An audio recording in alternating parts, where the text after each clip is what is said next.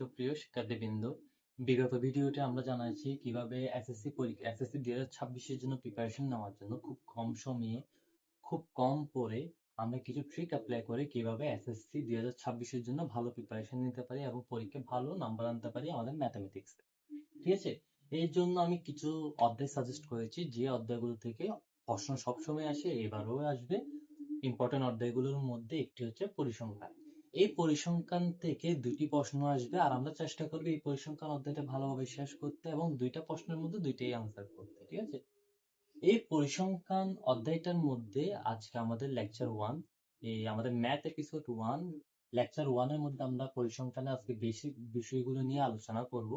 মূলত 4টা লেকচারের মধ্যে আমি চেষ্টা করব পরিসংখ্যান পুরো অধ্যায়টি শেষ করে দেওয়ার জন্য। আজকে তাহলে আমরা আমাদের লেকচার 1-এ যাই। এই পরিসংখ্যান অধ্যায়টার মধ্যে এই যে টপিকগুলো আমি দেখতেছি 13টা টপিক, এই 13টা টপিক গুলোই হচ্ছে ইম্পর্টেন্ট। আমাদের মূলত যে সৃজনশীল কোয়েশ্চেনটা হয়, ওই কোয়েশ্চেন গুলো এই টপিক গুলোর মধ্যেই হয়। এই টপিক গুলোর মধ্যে আমার সবচেয়ে ইম্পর্টেন্ট হচ্ছে আমাদের গড়, মধ্যক, প্রচুরক, লেখচিত্র। এই 4টা টপিক খুবই ইম্পর্টেন্ট। কেন? কারণ সৃজনশীল প্রশ্নে এই 4টা টপিক থেকেই ম্যাথ হয়। মূলত ম্যাথ হয় এই 4টা টপিক থেকে।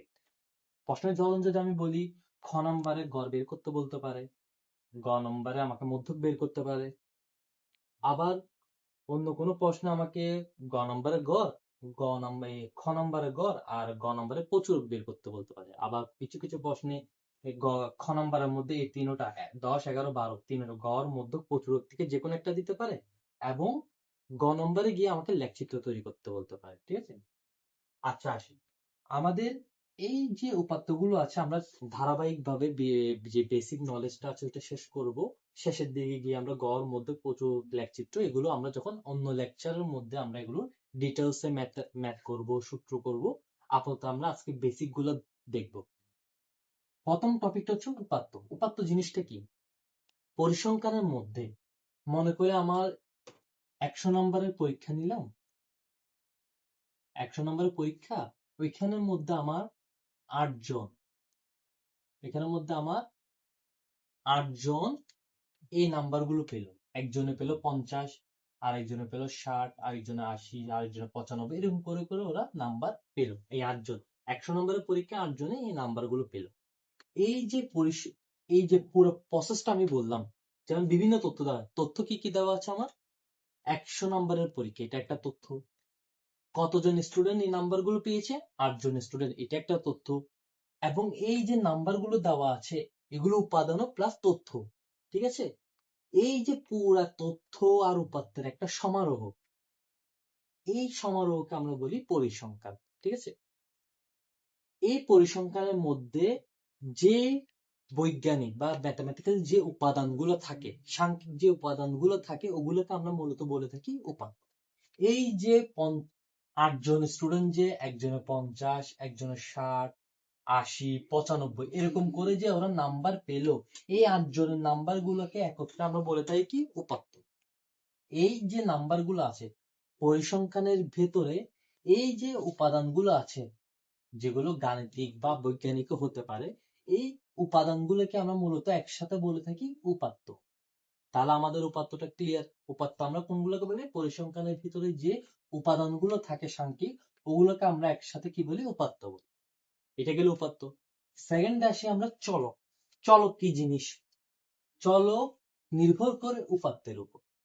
আমাদের পরিসংখ্যানের মধ্যে যে উপাত্তগুলো আছে, ওই উপাত্তগুলো যদি সাংখ্যিক হয়, আমাদের পরিসংখ্যানে যে উপাত্তগুলো আছে, উপাত্তগুলো যদি সাংখ্যিক, এইগুলো কি সাংখ্যিক উপাত্ত? 50 একটা সংখ্যা, 60 একটা সংখ্যা, এই সাংখ্যিক উপাত্তগুলাকে আমরা কি বলে থাকি? চলক বলে থাকি। তার মানে 50 একটা চলক, 60 একটা চলক, 80 একটা চলক, 95 একটা চলক। ক্লিয়ার? আশা করি চলকের যে কনসেপ্টটা আছে ওইটা ক্লিয়ার। এখন আসে চলক কয় ধরনের হয়। চলক সাধারণত 2 ধরনের হয়। একটা হচ্ছে আমাদের বিচ্ছিন্ন চলক, আর একটা হচ্ছে অবিচ্ছিন্ন চলক। এখন বিচ্ছিন্ন চলক কোনগুলো, অবিচ্ছিন্ন চলক কোনগুলো? আমরা বিগত ক্লাসে যখন আমরা পরিসংখ্যান করতাম, ওইখানে আমরা সারণী সম্পর্কে আমাদের আইডিয়া আছে। ঠিক আছে, গণসংখ্যা নিবেশন সারণী, ক্রমযোজিত সারণী, এগুলো সম্পর্কে আমাদের বেসিক কিছু আইডিয়া আছে। এই দেখো বিচ্ছিন্ন চলক যেটা আছে আমাদের, এখানে একটা বক্স দিলাম, বক্সের মধ্যে প্রথম শ্রেণী সংখ্যা কি আছে 15 থেকে 20, তারপরে শ্রেণী সংখ্যা 21 থেকে 26, তারপর শ্রেণী সংখ্যা হচ্ছে 27 থেকে 32, ঠিক আছে? এটাকে আমরা বলবো বিচ্ছিন্ন। কেন বিচ্ছিন্ন?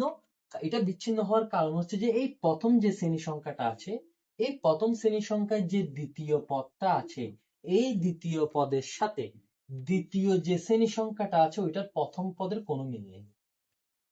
যখন আমরা প্রশ্নে এমন কোন শ্রেণী দেখব বা এমন কোন শ্রেণী সংখ্যা দেখব যেখানে প্রথম শ্রেণীর দ্বিতীয় পদে যে সংখ্যাটি আছে বা যে চলকটি আছে, ওই চলকের সাথে বা ওই সংখ্যার সাথে দ্বিতীয় শ্রেণীর প্রথম চলক বা প্রথম সংখ্যার যদি মিল না থাকে, ওইটাকে আমরা বলবো বিচ্ছিন্ন চলক। আশা করি বিচ্ছিন্ন চলক বুঝতে পেরেছি। এখন সেকেন্ড আমাদের ফোর্থ হচ্ছে অবিচ্ছিন্ন চলক। অবিচ্ছিন্ন চলক তার কোনগুলা? যে চলকের মধ্যে আমার এই যে প্রথম রাশি, এই যে প্রথম শ্রেণী সংখ্যাটা আছে, ওই প্রথম শ্রেণী সংখ্যার দ্বিতীয় যে পদটা আছে বা দ্বিতীয় যে চলকটা আছে, ওই চলকের সাথে যদি দ্বিতীয় শ্রেণীর প্রথম চলক বা প্রথম সংখ্যা মিল হয়ে যায়, ম্যাচ হয়ে যায়, তখন ওইটাকে আমরা বলবো অবিচ্ছিন্ন চলক। এখন আমরা অনেক সময় প্রশ্নের মধ্যে অবিচ্ছিন্ন চলক দেওয়া থাকে না, আমাদেরকে প্রশ্নের মধ্যে দেওয়া থাকে বিচ্ছিন্ন চলক। তাহলে যদি আমাদেরকে বিচ্ছিন্ন চলক দেওয়া থাকে, তা আমরা প্রশ্ন বলে বিচ্ছিন্ন চলককে অবিচ্ছিন্ন চলকে পরিবর্তন করো, অথবা অনেক সময় আমাদের ম্যাথ করার সময়, যেমন বিশেষ করে লেখচিত্র তৈরি করার সময় আমাদের কি লাগে? অবিচ্ছিন্ন চলক লাগে। স্পেশালি লেখচিত্র যখন আমরা তৈরি করতে যাই তখন আমরা বিচ্ছিন্ন চলক দিয়ে না, আমরা অবিচ্ছিন্ন চলক দিয়ে লেখচিত্রটা তৈরি করি অনেক সময়, ঠিক আছে? তা এখন আমরা কেমনে বিচ্ছিন্ন চলক থেকে অবিচ্ছিন্ন চলক বের করব ওইটা দেখি। যে আমার বিচ্ছিন্ন চলক দেওয়া আছে কত? 15 থেকে 20, তারপরে দেওয়া আছে 21 থেকে 26, তারপর আছে 27 থেকে 32, ঠিক আছে? এই যে এটা হচ্ছে কি বিচ্ছিন্ন চলক, এটা এখন কিসে আছে?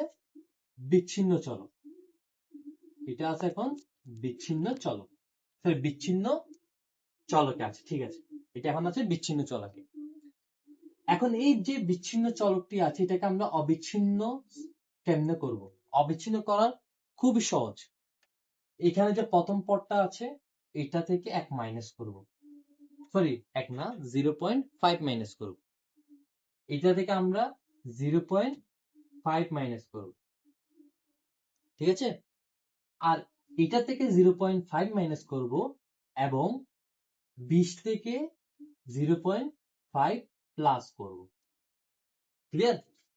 তার মানে দাঁড়াচ্ছে কি, বিচ্ছিন্ন চলককে খুব সহজে অবিচ্ছিন্ন চলকে রূপান্তর করা যায় কেমনে?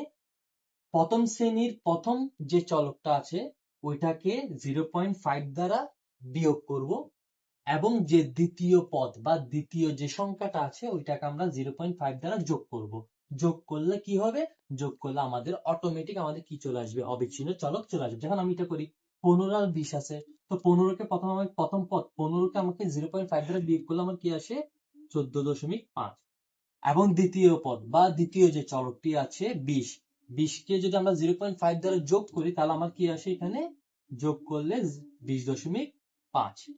তাহলে আমার শ্রেণীটা কি দাঁড়ালো? শ্রেণীটা দাঁড়ালো 14.5 থেকে 20.5। এখন আসি আমরা সেকেন্ডটাকেও সেম প্রসেস। সেকেন্ড যে শ্রেণী সংখ্যাটা আছে এটার প্রথম সংখ্যা যেটা আছে এটা হচ্ছে 21, 21 কে আমরা কি করব? 21 কে আমরা করব 0.5 দ্বারা বিয়োগ করব, ঠিক আছে? তারপরে আমরা যে 26টা আছে দ্বিতীয় পদ যে 26টা আছে 26 কে 0.5 দ্বারা যোগ করব, দেখি আমাদের শ্রেণী সংখ্যাটা হলো কিনা। এটাকে বিয়োগ করলে 21 কে 0.5 দ্বারা বিয়োগ করলে আমরা পাই 20.5, 26 কিটা দিয়ে যোগ করলে পাই আমরা 26.5, ঠিক আছে? তাহলে আমরা দেখতে, তারপর আমরা আবার আরেকটা শ্রেণী আছে এটাকেও সেম ভাবে করে দেখি। এটার প্রথম পদ হচ্ছে 27, 27 কে 0.5 দ্বারা বিয়োগ, তারপর 32 কে 0.5 দ্বারা যোগ করলে কি দাঁড়ায়? এখানে দাঁড়ায় আমার 26.5, এখানে দাঁড়ায় আমার 32.5, ঠিক আছে? তাহলে আমরা এগুলোকে এখন সাজাই, এগুলোকে আমরা এখন আমাদের অবিচ্ছিন্ন শ্রেণীতে সাজাই। সাজালে কি হবে? প্রথমটা হচ্ছে 14.5 তারপর হচ্ছে 20.5, তারপরে এখানে 20.5, তারপরে এখানে হচ্ছে 26.5, আবার এখানে 26.5, এখানে হচ্ছে 32. আচ্ছা, এই যে প্রক্রিয়াটা, এটাতে দেখতে পাচ্ছি কি আমাদের প্রথমে বিচ্ছিন্ন চলকে ছিল, ওইটাকে আমরা ক্যালকুলেশন করে আমরা অবিচ্ছিন্ন চলকটা পেয়ে গেছি। এই যে আমাদের অবিচ্ছিন্ন চলক, যেখানে আমার প্রথম শ্রেণীর যে দ্বিতীয় সংখ্যাটা আছে বা দ্বিতীয় চলকটা আছে, ওইটার সাথে দ্বিতীয় শ্রেণীর প্রথম সংখ্যা ম্যাচ হয়ে গেল।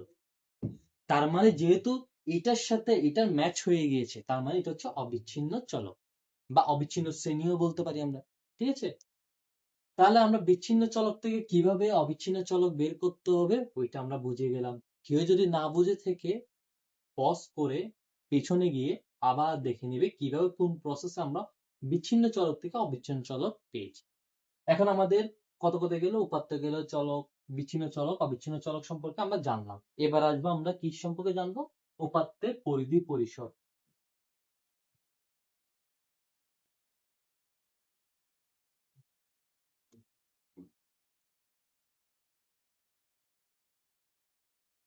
আসি, আমাদের যে উপাত্তের যে পরিধি পরিসর আছে, পরিধি যে কথা, অনেক সময় প্রশ্নে উপাত্তের পরিধি বলা থাকবে, অনেক সময় প্রশ্নে উপাত্তের পরিসর বলা থাকবে। পরিধি যে কথা, পরিসরও সেম কথা। আবার অনেক সময় শ্রেণী, 6 নম্বরের শ্রেণী ব্যবধান অথবা শ্রেণী ব্যক্তি, দুইটাই সেম ওয়ার্ড। শ্রেণী ব্যবধানও বলতে পারে, শ্রেণী ব্যক্তিও বলতে পারে। আর ম্যাক্সিমাম টাইম প্রশ্নের মধ্যে শ্রেণী ব্যক্তি আর শ্রেণী ব্যবধান দেওয়া থাকে। আমাদের প্রশ্নের মধ্যে শ্রেণী ব্যক্তি আর শ্রেণী ব্যবধান দেওয়া থাকে, বা আমরা আদর্শভাবে যদি শর্টকাট করতে চাই, সেক্ষেত্রে আমরা যদি প্রশ্নে যদি শ্রেণী ব্যক্তি শ্রেণী ব্যবধান দেওয়া না থাকে, তাহলে আমরা 5 বা 10 ধরে নিতে পারি। হয়তো 5 না হলে 10 ধরে নিতে পারি। ম্যাক্সিমাম টাইম 5 আর 10ই প্রশ্নে দেওয়া থাকে। ঠিক আছে, এরপরে আছে শ্রেণী সংখ্যা। মূলত আমার পরিধি পরিসর লাগে শ্রেণী সংখ্যা বের করার জন্য। সিম্পল।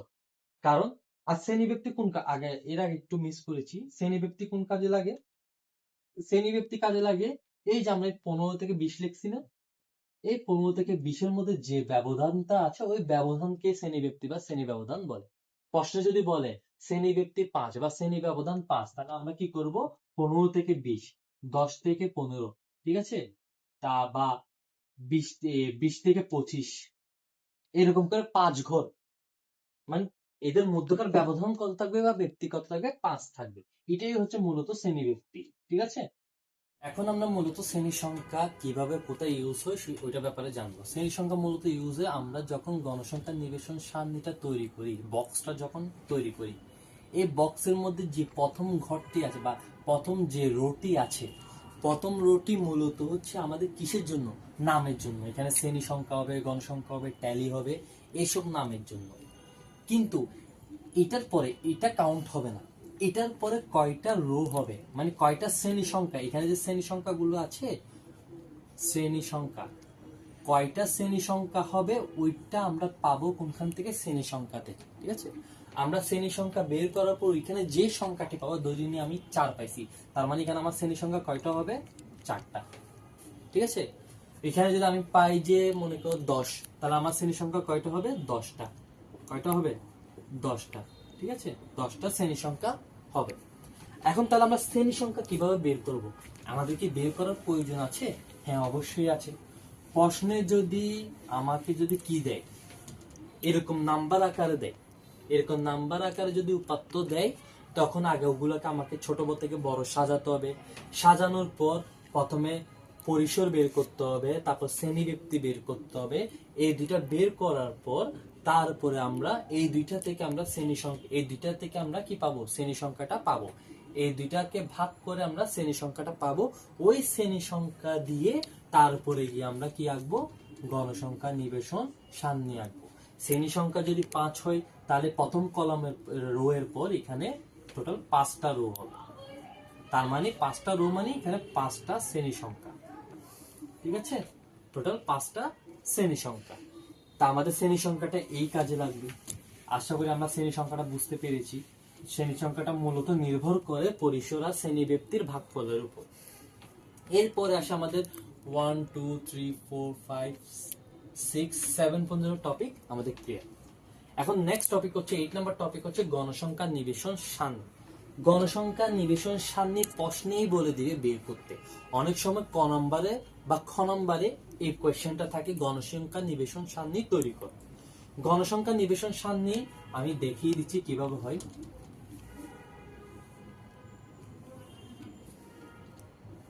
গণসংখ্যা নিবেশন সারণীতে মোটমাট আমাদের প্রথমে শ্রেণী সংখ্যার একটা কলাম হয়, তারপরে আমাদের কলাম হয় কিসের কলাম? ট্যালির কলাম, তারপরে হয় গণসংখ্যার কলাম। এখানে হবে শ্রেণী সংখ্যা, শ্রেণী সংখ্যা, এখানে হবে ট্যালি, এখানে হবে গণসংখ্যা। ঠিক আছে, মোটমাট এই তিনটা কলাম, এই যে বক্সটি আছে এটা কি হচ্ছে আমরা বলি কি গণসংখ্যা নিবেশন সারণী। এই গণসংখ্যা নিবেশন সারণী তৈরি করার ক্ষেত্রে আমাকে উদ্দীপকের মধ্যে এরকম এলোমেলো কি দেওয়া থাকবে? উপাত্ত দেওয়া থাকবে। এই উপাত্তগুলোকে আগে আমাকে ছোট থেকে বড়তে সাজাতে হবে। যেমন এখানে যে উপাত্তগুলো আছে এগুলো দিয়ে আমি সাজাই, এগুলাকে প্রথমে কি করতে হবে? ছোট থেকে বড়তে সাজাতে হবে। ছোট থেকে বড়তে কেমনে সাজাবো? যেমন এখানে আছে 50, তারপর আছে আমার 55, তারপরে আছে আমার কত? 55 পরে 60 আছে, ঠিক আছে, 60 এর পরে আমার 67 আছে, 60 পরে 67, তারপরে আছে আমার 70, তারপরে 80, তারপরে আছে আমার 90, তারপর আছে 95। তাহলে আমরা কি করলাম? প্রথমে ছোট থেকে বড়তে উপাত্তগুলোকে সাজালাম। সাজানোর পর আমাদেরকে বের করতে হবে পরিসর, তারপর শ্রেণী ব্যক্তি, তারপর শ্রেণী সংখ্যা। বের করার পর আমি ধরে নিলাম যে আমি পরিসরও বের করছি, শ্রেণী ব্যক্তি হচ্ছে আমার কত? 5। শ্রেণী ব্যক্তি হচ্ছে কত? 5। শ্রেণী ব্যক্তি হচ্ছে আমার 5।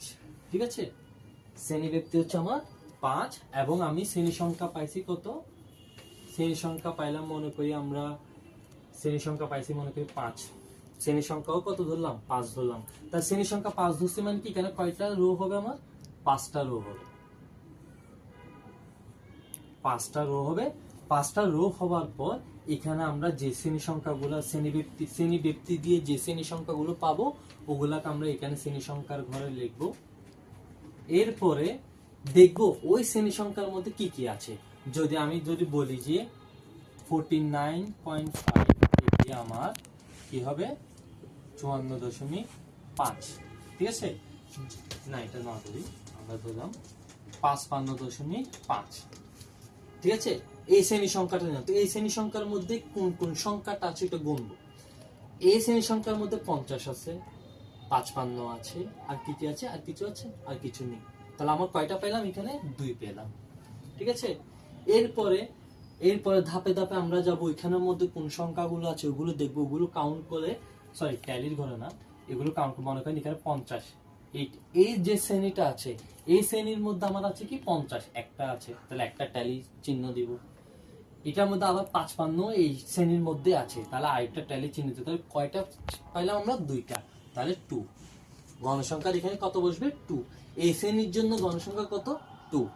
এরপর আমরা ধাপে ধাপে যাবো, ধাপে ধাপে ট্যালিতে করব। আর ট্যালির মধ্যে একটা জিনিস মনে রাখতে হবে, 4টা উপাদান দেওয়ার পর, এখানে কয়টা উপাদান? 4টা উপাদান। এটা দেওয়ার পর যখন পঞ্চম উপাদান যখন আমরা দিব, ওই পঞ্চম উপাদান দেওয়ার সময় এই ট্যালিটাকে এভাবে কেটে দিতে হবে। এটাকে আমরা টোটাল কত ধরবো? 5। ঠিক আছে, তা আমরা বুঝতে পেরেছি কিভাবে গণসংখ্যা নিবেশন সারণী তৈরি করে।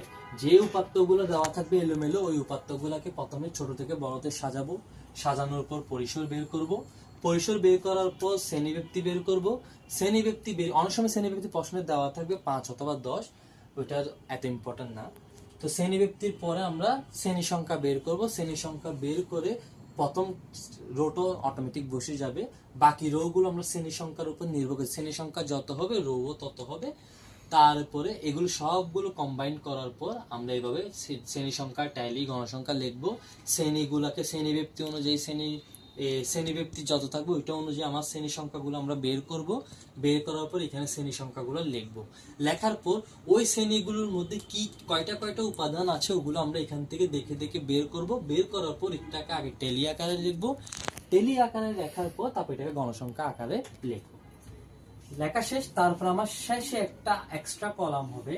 ওই এক্সট্রা কলাম আমরা কি লিখবো? মোট, মানে এন, মোট গণসংখ্যা। গণসংখ্যা যতগুলো বেরো, মনে করি 2, 1, 2, 3, 4 এরকম বের হলো, এগুলোকে কম্বাইন করে যোগ করব। যোগ করে এখানে অ্যামাউন্টটা বসাবো, ওইটা হচ্ছে এন এর মান। ঠিক আছে, এটা মূলত গেলে আমাদের গণসংখ্যা নিবেশন সারণী। এরপরে আমাদের টপিক হচ্ছে শ্রেণী মধ্যমান। শ্রেণী মধ্যমানটা মূলত আমাদের দরকার হয় গড় নির্ণয় করার সময়। শ্রেণী মধ্যমানটা মূলত গড় নির্ণয় যখন করব তখন দরকার, স্পেশালি গাণিতিক গড় যখন নির্ণয় করতে যাই তখন আমাদের এই মধ্যমানটা প্রয়োজন হয়। ঠিক আছে, তো এখন আপাতত আমি শ্রেণী মধ্যমানের যে ডিটেলসটা আছে ওই ডিটেলসে যাচ্ছি না, কিন্তু শ্রেণী মধ্যমানকে এক্সআই দ্বারা প্রকাশ করা হয়। আর আমরা যে এখন ট্যালি যখন গণসংখ্যা নিবেশন সারণী যখন করতে গিয়েছি, ওইখানে যে গণসংখ্যাটা পেলাম না, ওই গণসংখ্যাকে আমরা ছোট হাতের এফ আর ছোট হাতের আই দ্বারা, এফ আই দ্বারা প্রকাশ করি। আর মধ্যমান যেটি আছে, মধ্যমানকে আমরা এক্স আই দ্বারা প্রকাশ করি। ঠিক আছে, এরপরের টপিক হচ্ছে আমাদের গড়। গড় আমি বললাম গড় সাধারণত দুই প্রকার, একটা হচ্ছে গাণিতিক গড় আর একটা হচ্ছে সংক্ষিপ্ত পদ্ধতিতে গড়। মূলত গাণিতিক গড় আর সংক্ষিপ্ত পদ্ধতিতে গড়ের মধ্যে সংক্ষিপ্ত পদ্ধতিতে যে গড়টি আছে এটা আসার সম্ভাবনা সবচেয়ে বেশি। এটা গেল গড়। আমরা নেক্সট লেকচারের মধ্যে সূত্র এবং বিভিন্ন ম্যাথমেটিক্যাল টার্মস সম্পর্কে জানবো। আজকে মূলত বেসিকটা শেষ করি। মধ্যকের মধ্যে মধ্যক দুই প্রকার, মানে মধ্যক দুইভাবে বের করা যায়। এটা নির্ভর করে উপাত্তের উপর। উপাত্ত যদি আমার বিন্যস্ত হয়, উপাত্ত বিন্যস্ত হলে মধ্যক একরকম হবে, আর অবিন্যস্ত হলে মধ্যক অন্যরকম হবে। এখন কোনটা বিন্যস্ত উপাত্ত, কোনটা অবিন্যস্ত উপাত্ত? যে উপাত্তগুলো এরকম বক্স আকারে দেওয়া থাকবে, আমাকে বক্স করতে হবে না, মানে এরকম বক্স আকারে শ্রেণী আকারে দেওয়া থাকবে, যে উপাত্তগুলো এরকম শ্রেণী আকারে দেওয়া থাকবে ওইটা হচ্ছে বিন্যস্ত উপাত্ত। আর যে উপাত্তগুলো এরকম দেওয়া থাকবে, নাম্বার আকারে দেওয়া থাকবে, এগুলো হচ্ছে অবিন্যস্ত উপাত্ত। কারণ এগুলোকে আগে আমাকে ছোট থেকে বড়তে সাজাতে হবে, তারপর পরিসর, শ্রেণীব্যক্তি, এগুলো থেকে শ্রেণী সংখ্যা বের করে গণসংখ্যা নিবেশন সারণী তৈরি করতে হবে। ঠিক আছে, শ্রেণী সংখ্যা বের করতে হবে, শ্রেণী সংখ্যা তৈরি করতে হবে। তো ওইটাকে আমরা বলি কি? অবিন্যস্ত উপাত্ত। আর বিন্যস্ত কোডটা যেটা প্রশ্নের অটোমেটিক আমাদের শ্রেণীগুলোকে বের করে দেওয়া থাকে, অলরেডি ক্রিয়েট করে দেওয়া থাকে আমার শ্রেণীগুলোকে, তখন আমাকে ওটাকে বলি বিন্যস্ত উপাত্ত। তো যদি আমার প্রশ্ন যদি বিন্যস্ত এরকম যদি বক্স আকারে বিন্যস্ত শ্রেণী সংখ্যা দিয়ে দেওয়া থাকে, তখন মধ্যক নির্ণয়ের সূত্র আলাদা। আর যখন এরকম অবিন্যস্ত অবস্থায় দেওয়া থাকবে, যেটাকে আমাদেরকে সাজাই করতে হবে, তখন এর সূত্র আলাদা। ঠিক আছে, তারপর আসো প্রচুরক। প্রচুরক কি জিনিস? এই যে উপাত্তগুলো দেওয়া থাকে এগুলোর মধ্যে স্বাভাবিকভাবে প্রচুরকে একটি সূত্র আছে। যদি প্রচুরক যদি এরকম দেওয়া থাকে, এরকম যদি আমার উদ্দীপকে এরকম উপাত্ত দেওয়া থাকে, উপাত্ত যদি এরকম শ্রেণী করে দেওয়া থাকে, তখন আমরা প্রচুরক বের করার জন্য একটা সূত্র অ্যাপ্লাই করব।